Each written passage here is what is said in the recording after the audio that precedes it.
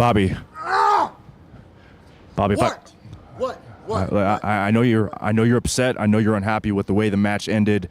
But I gotta ask, why did you attack Brock Lesnar after the match? Would I attack him? Because, man, I was ready to go to war. I was ready to die out there.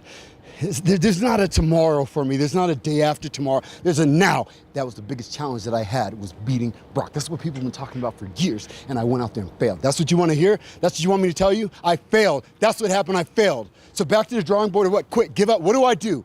What do I do? That was the task. That was the match that I was supposed to win. And then now what?